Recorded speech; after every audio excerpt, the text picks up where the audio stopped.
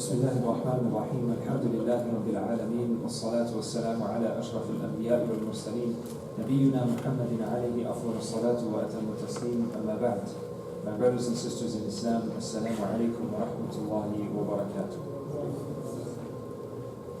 It is absolutely beautiful to see how everyone is working, mashallah, to get the i'tikaf zones or the area of the i'tikaf ready, and it's actually very tempting to not want to leave or to want to stay in the masjid and not leave for the next 10 days, inshallah ta'ala. So we ask Allah subhanahu wa ta'ala to make it easy for all those that are spending their time during the i'tikaf, to make it an easy moment for them, as well as an absolutely beneficial time of their life that inshallah ta'ala removes all the sins that we have passed or done in our past, as well as make it easy for each and every one of us to increase in our iman and to get closer to Allah subhanahu wa ta'ala, and to share that experience and the information, the knowledge that we learn throughout the time of the i'tikaf with our family members when we return home on the day of Eid, inshallah ta'ala.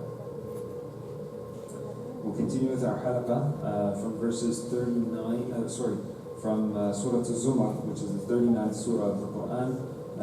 We will continue where we left off yesterday, so from verses 36 onwards.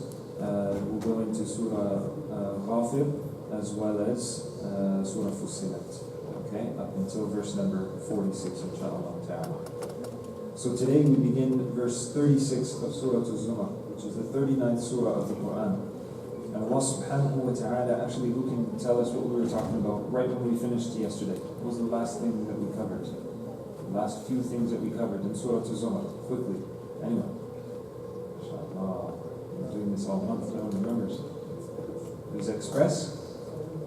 If you weren't listening the last few minutes, mashallah, it was Express, okay. So we went over a few things. First of all, Allah subhanahu wa ta'ala affirms that the deen is for Him, meaning that we should worship Allah subhanahu wa ta'ala alone and not worship anyone else, that anyone who does any type of worship is expected to worship Allah subhanahu wa ta'ala because He is most deserving of it. From verses 7 to 8, we went on to mention how Allah subhanahu wa ta'ala hates disbelief, and an aspect of disbelief is to turn to Allah subhanahu wa ta'ala only when we need Him. Right? Only when we're going through a difficult moment in life, we turn to Allah subhanahu wa ta'ala. So we mentioned that is an aspect of disbelief, an aspect of not believing fully in Allah subhanahu wa ta'ala, only turning to Him in times of difficulty. Then verses 13 to 16, we mentioned how Allah subhanahu wa ta'ala discusses His punishment and how the non-believers should be fearful of the punishment of Allah subhanahu wa ta'ala. We continue today from verse 36 to 40, how Allah subhanahu wa ta'ala is sufficient for the believers. And He mentions that the mushrikeen, they admit that Allah subhanahu wa ta'ala is the only creator because their gods are incapable. Their gods that they worship, or their false gods that they worship, are not capable of giving them or providing for them or hearing them. And so they believe and they know that Allah subhanahu wa ta'ala is the creator. And therefore they believe in the rububiyyah of Allah subhanahu wa ta'ala, that He is the Lord, He is the creator. While at the same time that they believe that Allah subhanahu wa ta'ala is the creator, they still don't solely worship Allah subhanahu wa ta'ala. And therefore they're lacking in what? The next aspect of Tawheed, which is Tawheed al-Ibadah, Tawheed al-Uluhiyyah, right? The Tawheed that is specific to Allah subhanahu wa ta'ala in terms of His worship. So He is one in terms of His lordship. He's also one in terms of being worshipped, that He is deserving of being worshipped alone and not associating any partners with Allah subhanahu wa ta'ala. And so the mushrikeen admit, and we see this in a number of cases throughout the Quran, as well as throughout the Sunnah of the Prophet sallallahu alaihi wasallam, meaning the life of the Prophet sallallahu alaihi wasallam. We've seen it as well in previous prophets in their lives, and how the people admit that Allah subhanahu wa ta'ala is their creator, but they still need to turn to these lesser gods in order to seek assistance, sustenance, help, provisions, rain, and so on and so forth. So they don't dedicate their worship to Allah subhanahu wa ta'ala.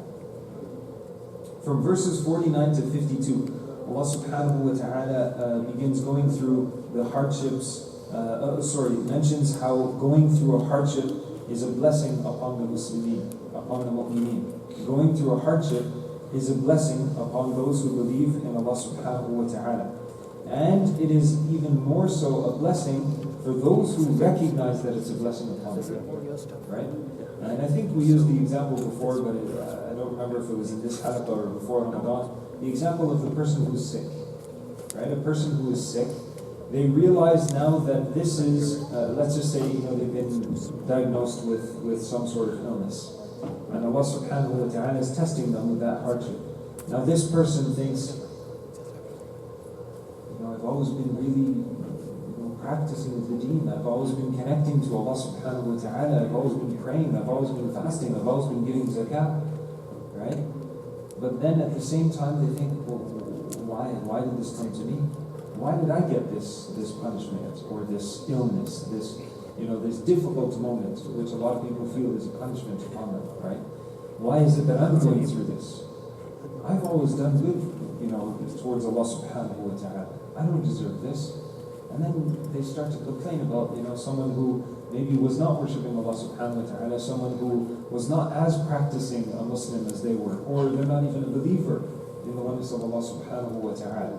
And yet they're enjoying their life, they're, vacationing all the time, they have all the luxuries that you could possibly think of, and even more. And so this person starts to think, well, why? What's the point?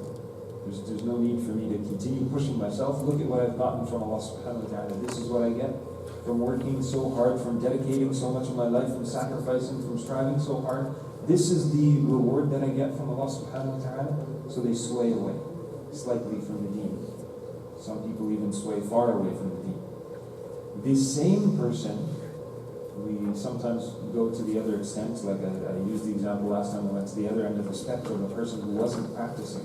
But let's just say it's the same person who maybe was practicing, or possibly wasn't, worshipping Allah subhanahu wa ta'ala.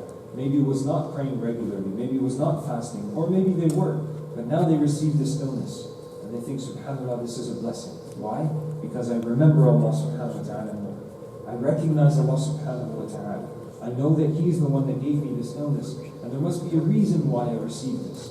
There has to be some blessing, some barakah, some goodness that comes from this. And subhanAllah, we know that a person who's sick, a person who's ill, someone who doesn't feel well, even if it's a simple cough or a sore throat, a discomfort to the body, Allah subhanahu wa ta'ala is removing the sins that we've committed in our past. Right? So a person who has an extreme or a severe type of illness, some sort of difficult moment where maybe even the doctors have told them, you're not going to live for much longer. This stage that you're at in your illness, you're not going to live for another 3 months. You're not going to live for more than 6 months, right? You have 1 to 6 months to live. I know my sister-in-law's future father-in-law just recently was given 1 to 5 months to live by the doctors. And Allah subhanahu wa ta'ala knows best. My wife's sister, she was once diagnosed with brain tumors, and the doctor said, you know what, you're at one of the last stages, you only have about 6 months left to live. And she lived another 3 years after that. So Allah subhanahu wa ta'ala is the one who controls the body and has the ability to remove the same illnesses that He put into the body.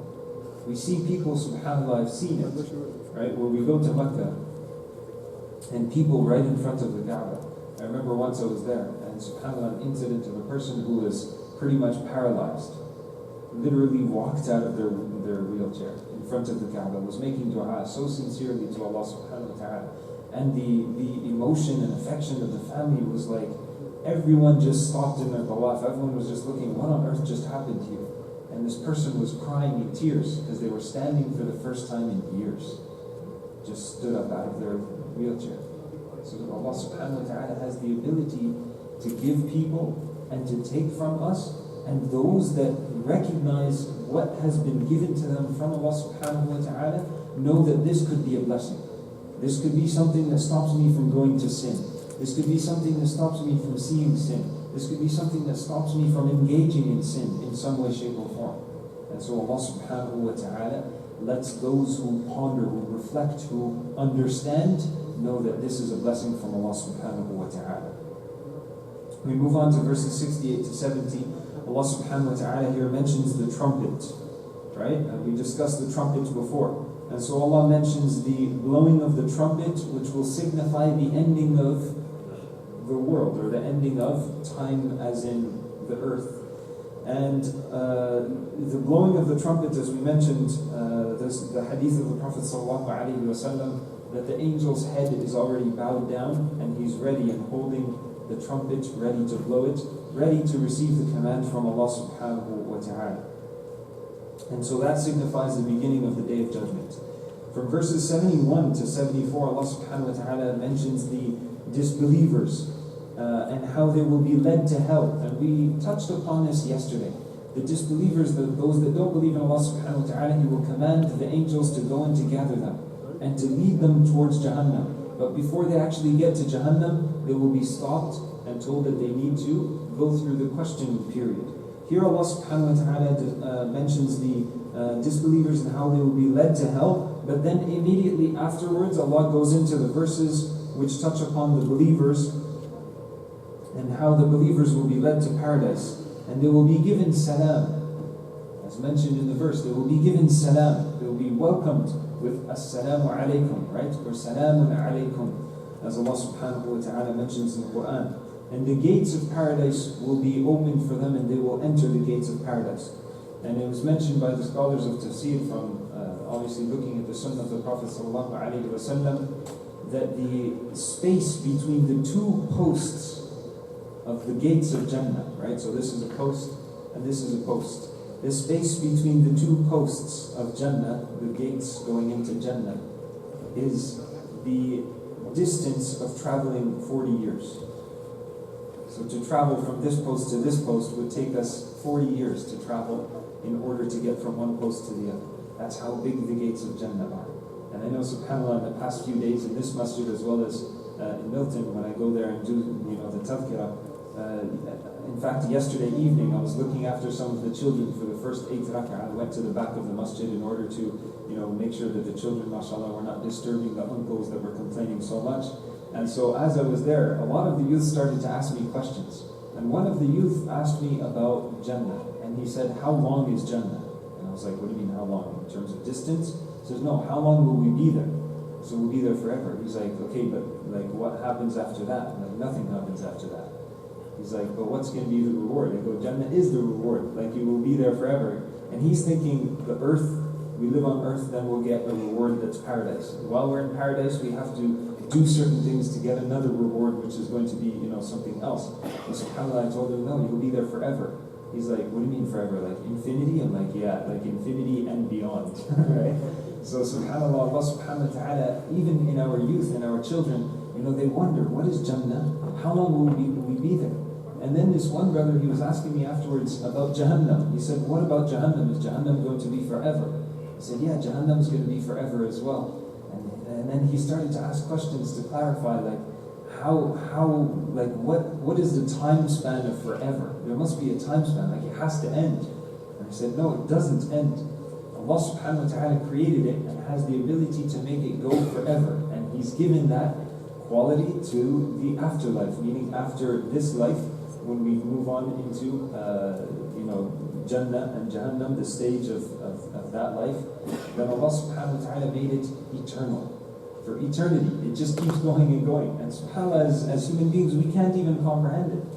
I remember, many years ago, I sat there and I questioned the same thing. I've not questioned it, but tried to understand it. What's infinity? How long is it? And so subhanAllah, many of our youth, they sometimes sit there and try to figure this out. So Allah subhanahu wa ta'ala mentions that those that believed will be led into paradise and they will be given salam. And then we move on, inshaAllah ta'ala, to the next surah. Right? We'll move on to the next surah, which is surah number 40.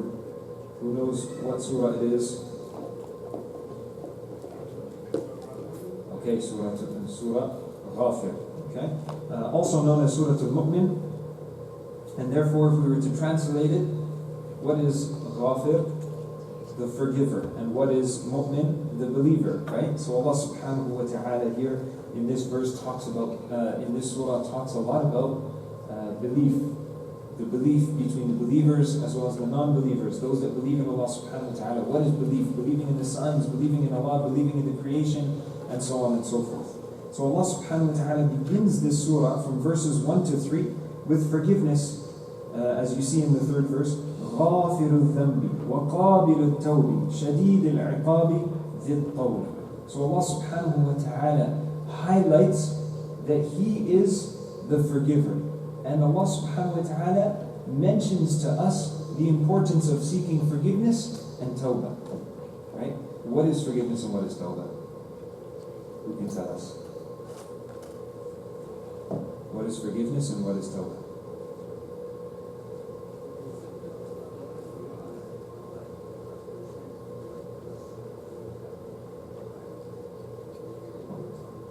Okay. Anyone else? Two parties?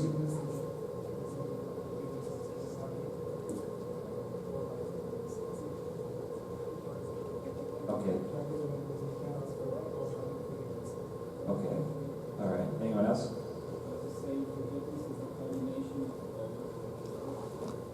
Okay, forgiveness is a result of tawbah. Anyone else? Why does Allah subhanahu wa ta'ala separate forgiveness and tawbah? Okay, so what the brothers mentioned, for those that didn't hear and those that, the sisters that can't hear, forgiveness, as the brothers were saying, is from Allah subhanahu wa ta'ala, right? He forgives, kind of like what Amin was mentioning, that it's the reaction or the outcome of your tawbah. But your tawbah itself is what you're making to Allah subhanahu wa ta'ala. But Allah subhanahu wa ta'ala, as well as the Prophet sallallahu alaihi wasallam, encourage us to seek forgiveness. How do we seek forgiveness? Because we're also encouraged to seek tawbah. So what's the difference between forgiveness and tawbah? So forgiveness is like you're sitting there and you're asking Allah subhanahu wa ta'ala to forgive you. But tawbah itself is a little bit more complex. Tawbah, obviously forgiveness comes from Allah subhanahu wa ta'ala, but Allah accepts the tawbah also, and that comes from Allah, right? Now tawbah, you may have done something, or we may have done something that was wrong, and we wronged either someone else or ourselves, or we've done something against the will of Allah subhanahu wa ta'ala. So we seek tawbah and then we fulfill the conditions, which is to leave off the sin, not to go back to the sin. We hate the sin, dislike it. If you've wronged anyone, then you go and you approach them and you clarify it to them as well. But forgiveness is something you can simply do as you walk. You might not even know what you're asking forgiveness for, right? You're just asking for forgiveness because we constantly do sins. We're committing sins, small sins all the time. So to say astaghfirullah, astaghfirullah, astaghfirullah is seeking forgiveness, right? But what are you saying astaghfirullah from or for? What have you done that you're saying astaghfirullah? Many of us don't know what we've done, but we've done little sins, so many that we can't count them, we can't remember them. They just become, added into our book of deeds. And so to constantly seek forgiveness is important. Ask Allah subhanahu wa ta'ala to forgive us, to forgive us, to forgive us, to forgive us, to forgive us, right? But then tawbah itself is specific also. You're asking for tawbah, you're repenting for something that you've done, that you know that you've done, because you need to fulfill those conditions, right? So you actually are aware of what you're doing here. And Allah subhanahu wa ta'ala highlights it in these first few verses, in verse number 3. And it's the month of Ramadan. And the last 10 nights of Ramadan as well. And this is particular to an action that the Prophet ﷺ used to do.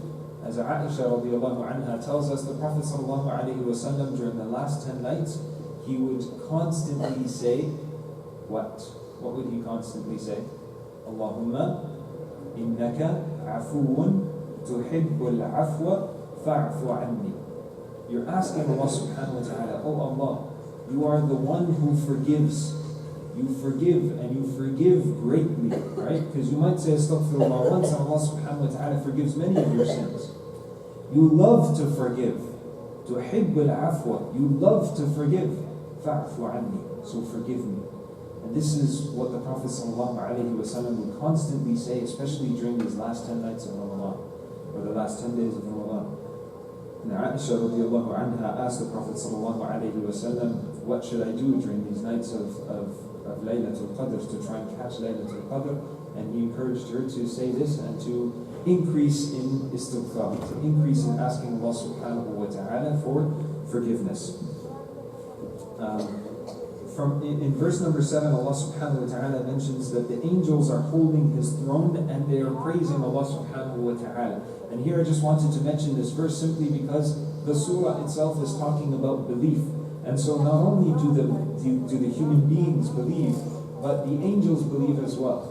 The angels believe in Allah subhanahu wa ta'ala. The animals believe in Allah subhanahu wa ta'ala. Every one of the creation of Allah believes in Allah, including shaitan. As we highlighted, that shaitan believes in Allah subhanahu wa ta'ala, knows that Allah subhanahu wa ta'ala is the creator. He knows that Allah's punishment is severe. He knows that the power of Allah is and supersedes anything that anyone can even think of and comprehend. But yet, we fail sometimes to turn to Allah subhanahu wa ta'ala. So in the surah, Allah mentions belief and constantly highlights belief and how the angels themselves believe in Allah subhanahu wa ta'ala. And I think I mentioned this before during our halaqah, but I'll mention it to those that are here that didn't come before Ramadan to our Friday halaqahs. The reaction of animals and how animals react to the word of Allah subhanahu wa ta'ala. Have any of you gone to the zoo before and recited or said something of the word of Allah subhanahu wa ta'ala when you were there? Right? Like saying the shahada, for example. My wife, I remember when we got married, not long after we got married, she did this once.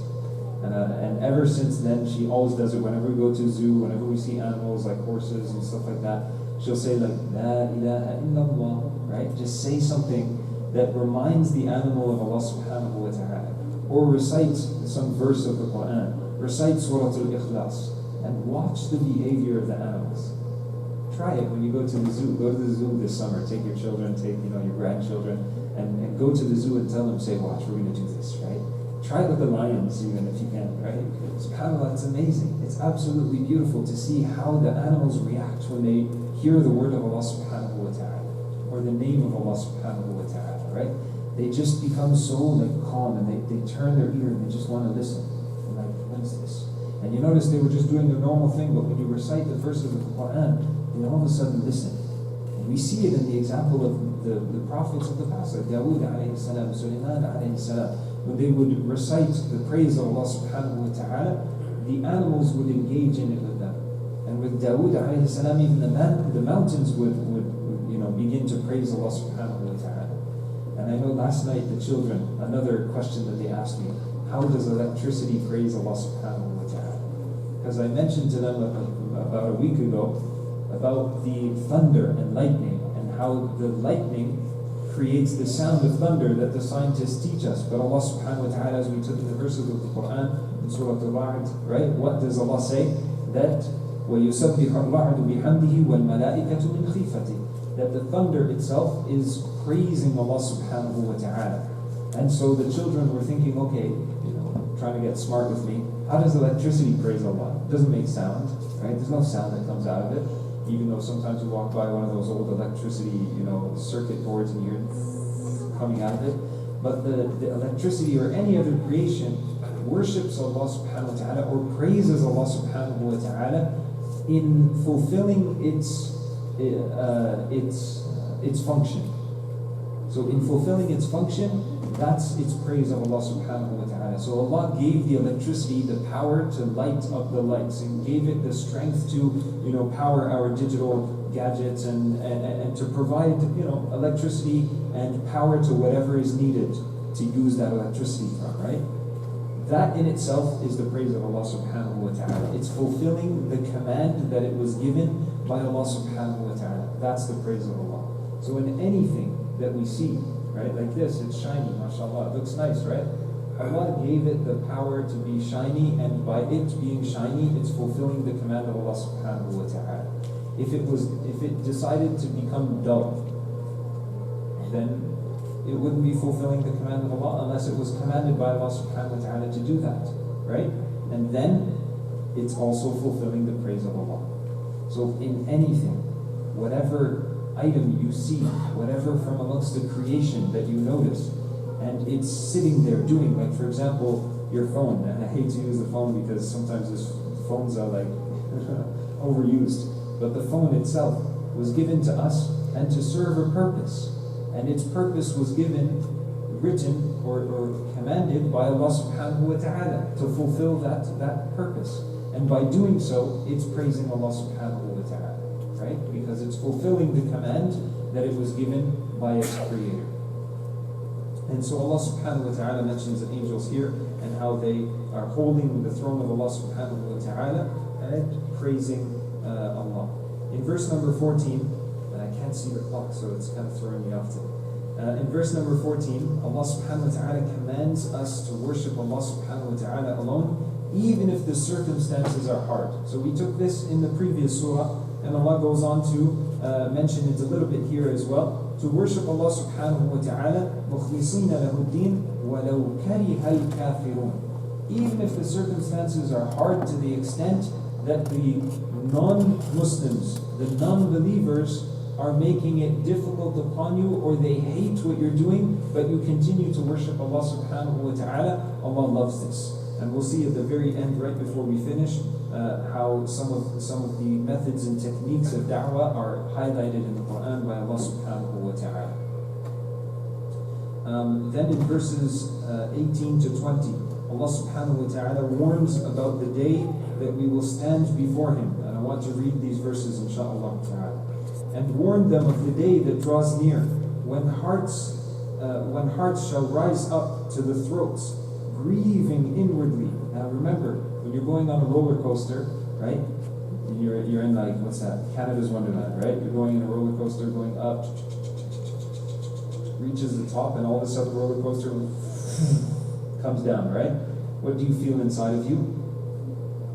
Where does your stomach go? In your throat, right? But why does that happen? Why does that happen? Fear.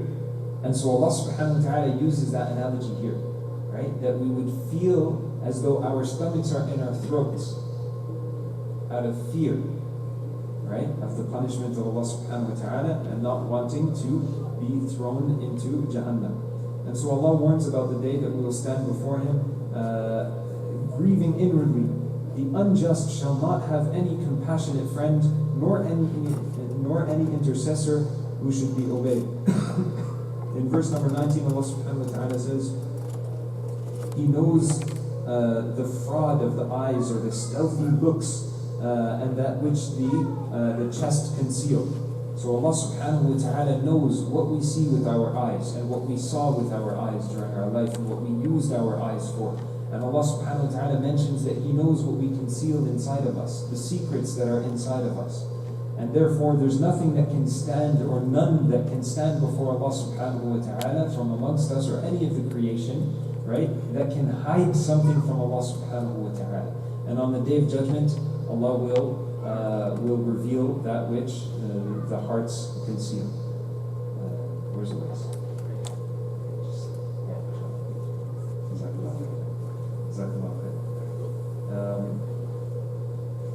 Then Allah subhanahu wa ta'ala mentions the heart and the throat, and the fear and the chest and what it conceals. In verses 23 to 46, Allah subhanahu wa ta'ala goes into talking about Musa alayhi salam, and how from amongst the family of Fir'aun there was a believing man. And this believing man was warning the people as well, just like Musa alayhi salam was doing.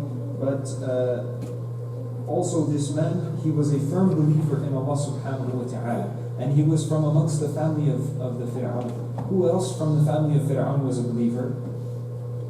His wife, right? His wife was a believer. And so the wife of Fir'aun was also one who believed. And we notice that subhanAllah, she took Musa alayhi salam and brought him into their house and asked Fir'aun, maybe some goodness will come to us from this boy. And what goodness came to her from this boy?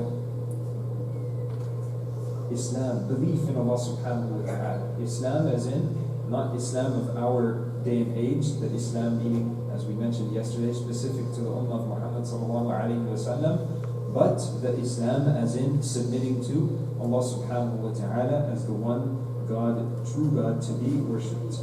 In verse number 60, call Allah and He will answer, as Allah subhanahu wa ta'ala tells us very clearly. What's the verse?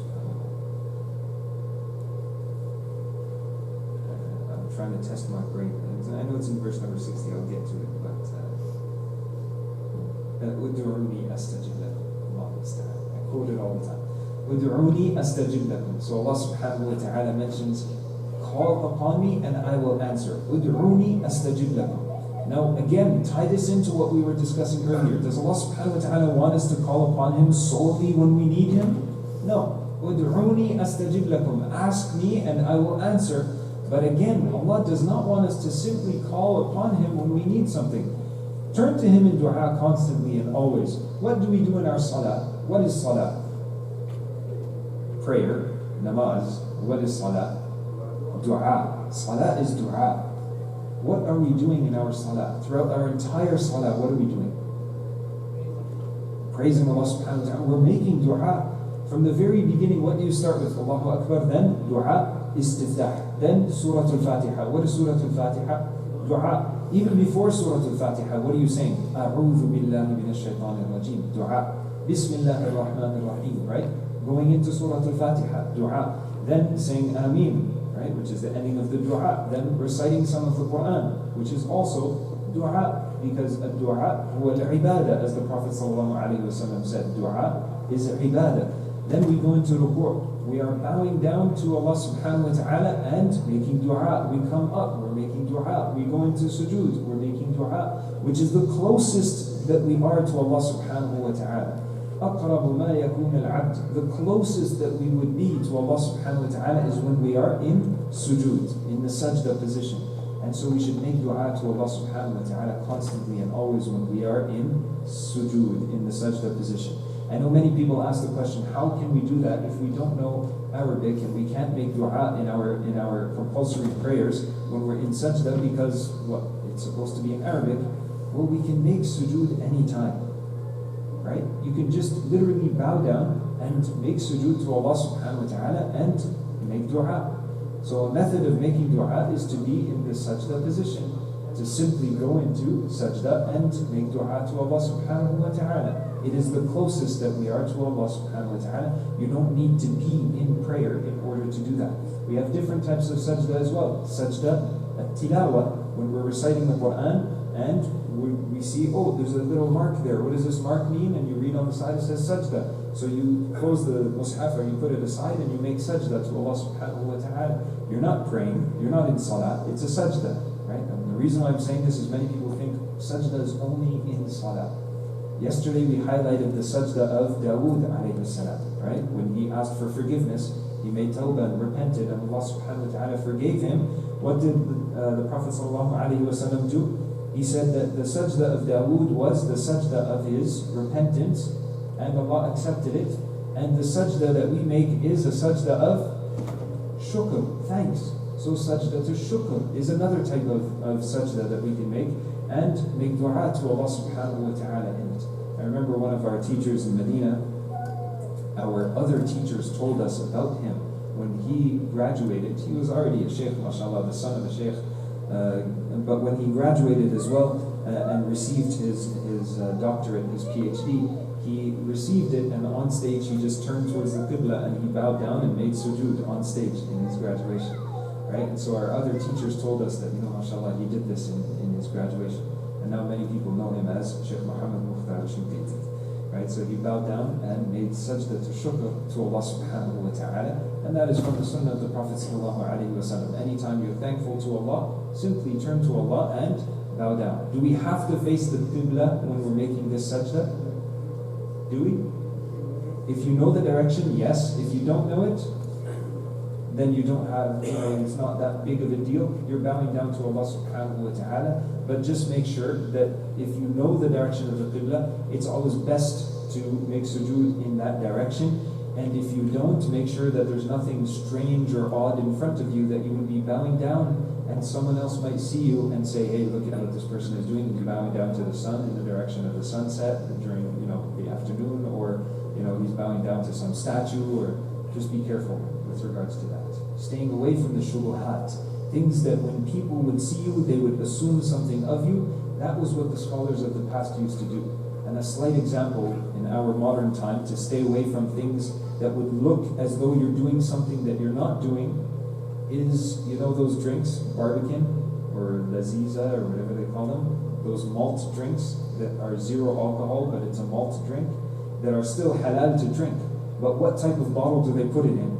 They put it in a glass bottle that resembles a beer bottle, right? It resembles a beer bottle. And so, subhanAllah, those bottles, imagine you're sitting outside and you're drinking from it, and a Muslim walks by, or a non-Muslim walks by and says, hey, look at that Muslim, mashallah, look at that. You know. Or a non-Muslim walks by and says, hey, look at that guy. He's a Muslim, he's drinking alcohol. I thought they weren't allowed to do that, right? And so you might just be drinking this malt drink, right? Or any drink that's put inside that bottle. I know even Fanta is put in that bottle in like the Middle East, right? But people see it and they think, oh, that's alcohol. Because the bottle itself, right away in people's minds across the world, resembles a bottle of alcohol, a bottle of beer.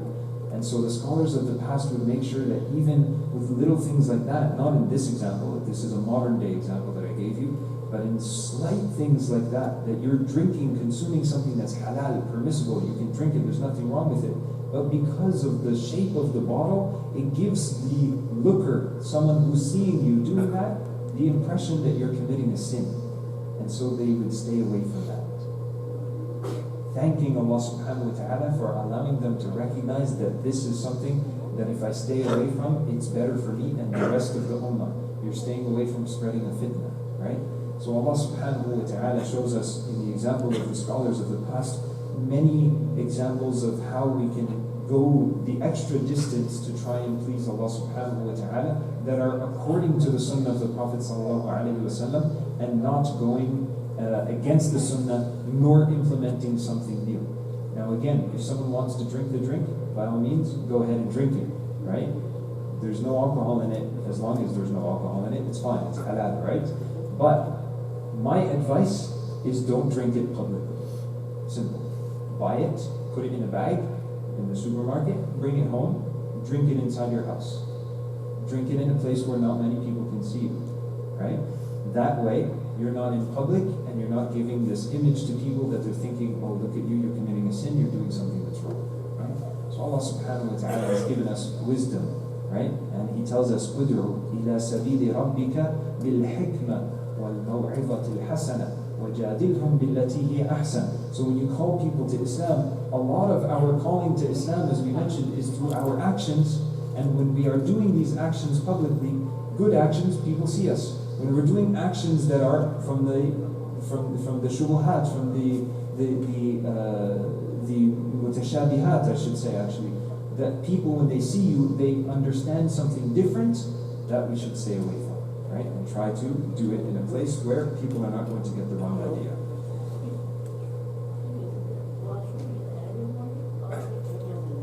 Okay, so the dua, okay, yeah, that goes back to what we were talking about. The dua, when you're in sajda, dua in general, does it have to be in Arabic? No, it doesn't have to be in Arabic. It can be in any language. Whatever language you're capable of communicating with Allah subhanahu wa ta'ala, communicate, right?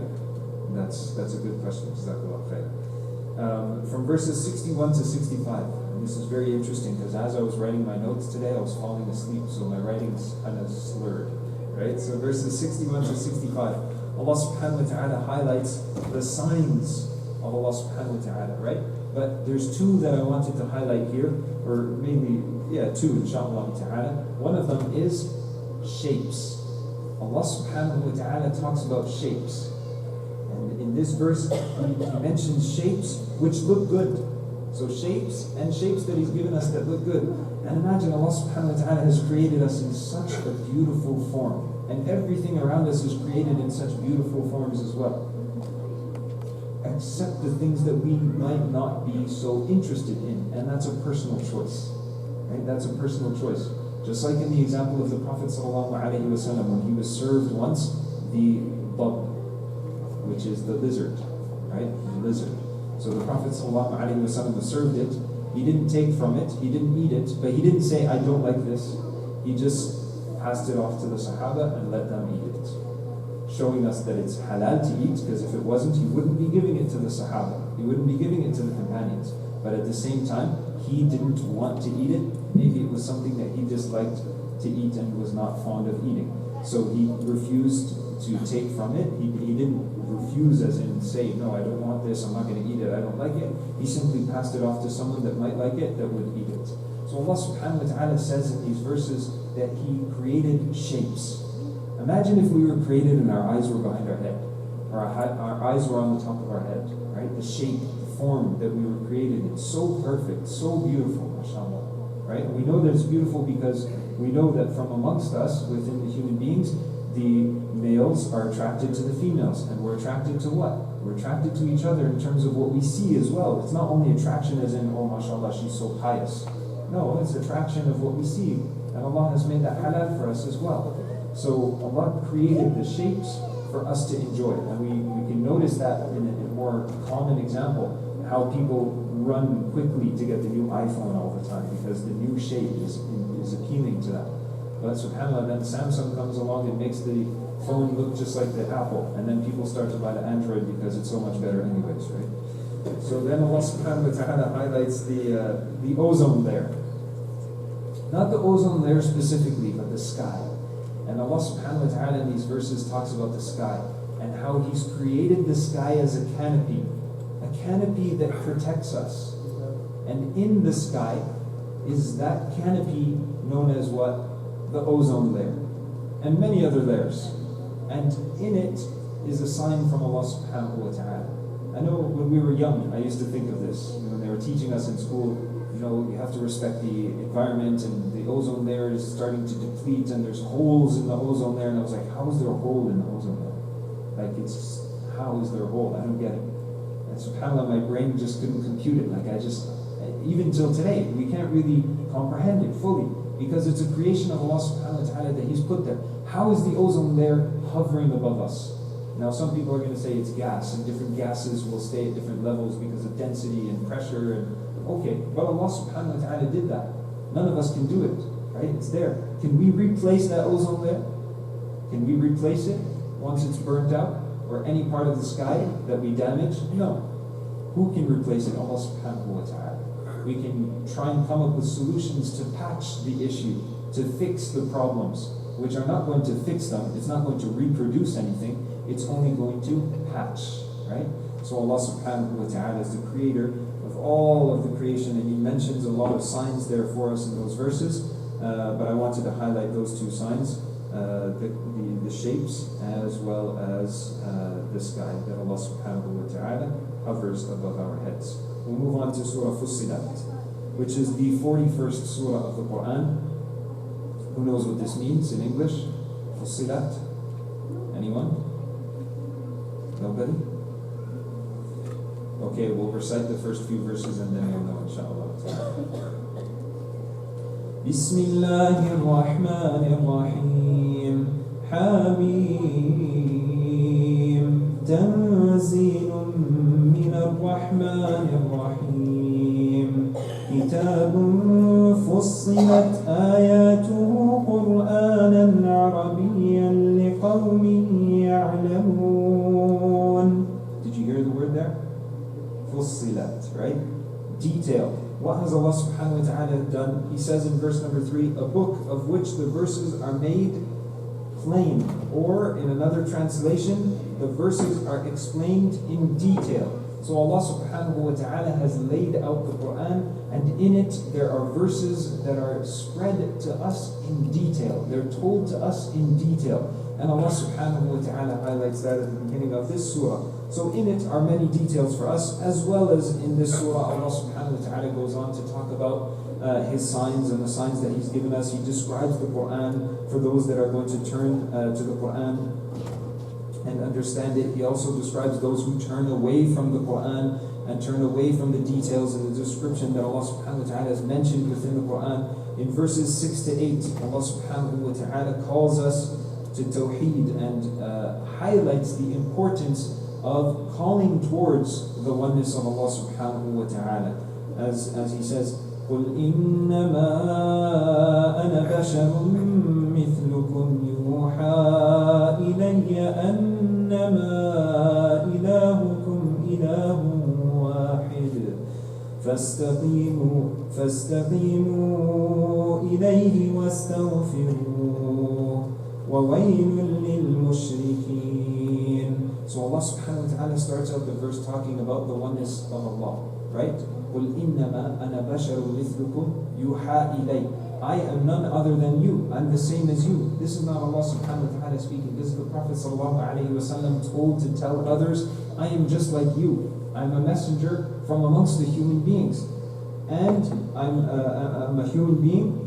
يُوحَى إِلَيَّ إِنَّمَا إِلَهُكُمْ إِلَهٌ وَاحِدٌ. That your Lord, my Lord, just like the Lord that I worship, the God that I worship, as the Prophet ﷺ is telling them, is the same. It's one. إِلَهُكُمْ وَاحِدٌ. One. There's no more than one. And so our Lord is the same. My Creator, your Creator, everyone's Creator is the exact same. And this is why it's important, as Allah subhanahu wa ta'ala tells us, not to make fun of other people and their religion or their beliefs. Also because if you do that, as Allah highlights in that verse, that they might make fun of your belief. But your belief is to believe in Allah subhanahu wa ta'ala, who's the creator of us and the creator of them as well. The people who believe in different religions. So it's important for us to, when we speak to them and tell them and let them know that I'm concerned about you because your creator is the exact same creator as my creator. Your Lord is the same as my Lord. You might not know it yet, right? Don't just say your Lord is the same as mine and say, oh, praise Jesus or something, right? No. Right? They might misunderstand. So when you tell them your Lord is the same as my Lord, let them know that you might not know it. They might not know it yet. But their Lord is Allah subhanahu wa ta'ala. He created them and He expects something from them as well. That they worship Him and none other than Allah subhanahu wa ta'ala. In verses 9 to 12, Allah mentions His signs in the creation of the earth. Right? His signs in the creation of the earth when He was creating the earth and how He created it in the days that He created it. But what I want to highlight here in verse number 12, because we mentioned yesterday the stars and how Allah subhanahu wa ta'ala created the stars and He put them in the sky and He uses them as rujuman lishayateen. He throws them at the shaitan, those that try to sway away from what they're supposed to do or have been given the permissibility to do. So Allah subhanahu wa ta'ala uses those stars to throw at the shaitan. And those are the shooting stars that we mentioned you see in the sky. But here Allah subhanahu wa ta'ala mentions that again, right? That the stars are for protection, or not protection, to safeguard the shaitan from harming the human beings, as well as trying to go into the zones that they are not permitted to go into from the skies, the levels of the skies. But also Allah subhanahu wa ta'ala mentions in verse number 12 that they are lamps. That they are lamps that He uses in the sky, and they're a beauty for us to look at, and they shine down on us. So Allah subhanahu wa ta'ala used them and placed them in the sky like lamps. Just like we look at the sky of the building, which is the ceiling, and we see the lights, which are the stars in the sky, right? So Allah subhanahu wa ta'ala has beautified the world for us in various different ways. Verses 25 to 29. Allah subhanahu wa ta'ala,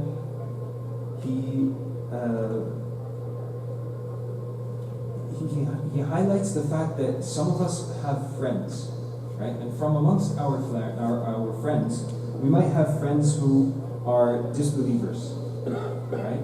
And you'll notice that those who are disbelievers amongst themselves as friends, they make sins attractive to each other.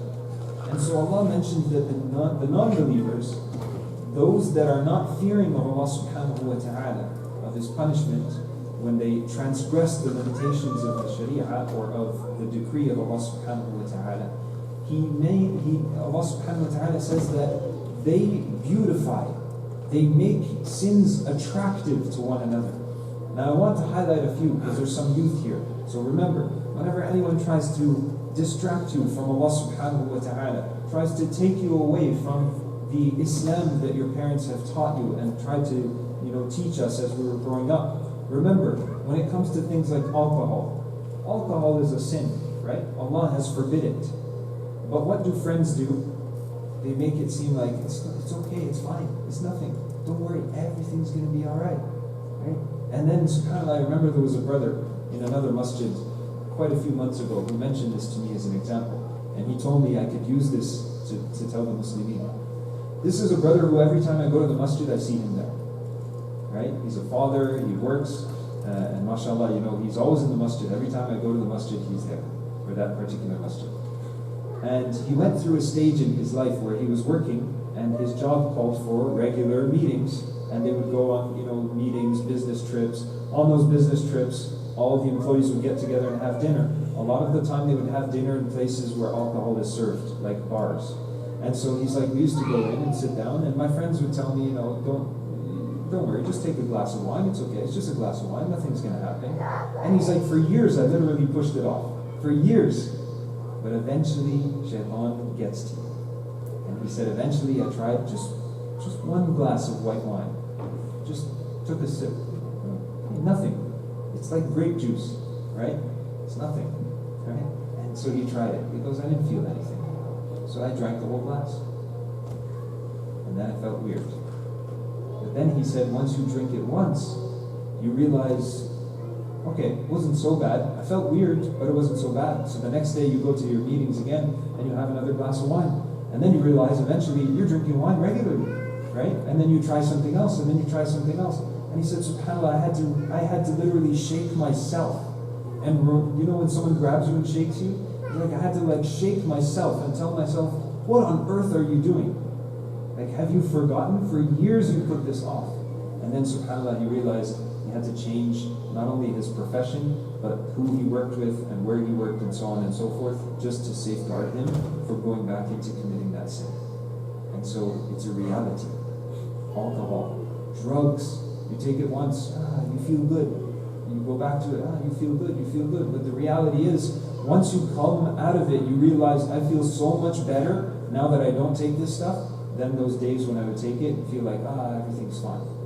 You realize that you can think straight. You realize that, subhanAllah, that was only beautified by my friends to make me feel that it was going to be good, but it's actually a sin, and it's displeasing to Allah subhanahu wa ta'ala. And that applies to many things, boyfriend, girlfriend, even cigarettes, right? Friends make you feel like, no, you're cool if you smoke cigarettes. You're cool, right? You'll be accepted in society.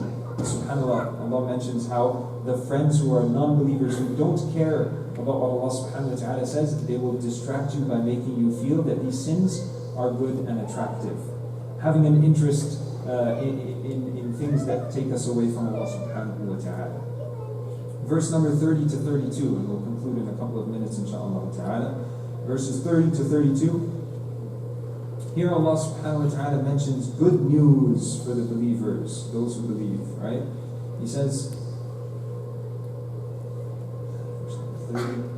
إِنَّ الَّذِينَ قَالُوا رَبُّنَا اللَّهُ ثُمَّ اسْتَقَامُوا تَتَنَزَّلُ عَلَيْهِمُ الْمَلَائِكَةُ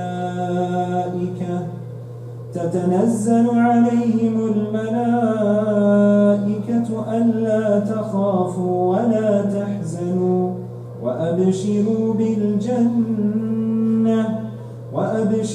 بِالْجَنَّةِ الَّتِي كُنتُمْ تُوعَدُونَ نَحْنُ أَوْلِيَاؤُكُمْ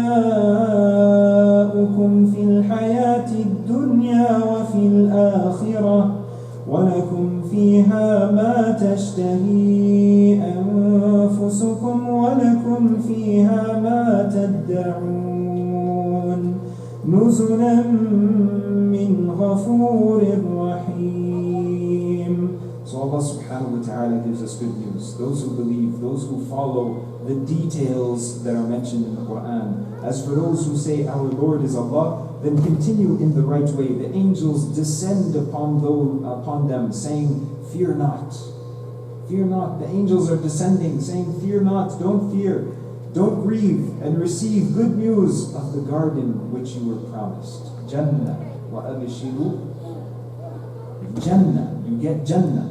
So Allah subhanahu wa ta'ala then mentions we are the guardians, or your guardians in this world's life and in the hereafter, and you shall have therein what your souls desire, and you shall have what you ask for.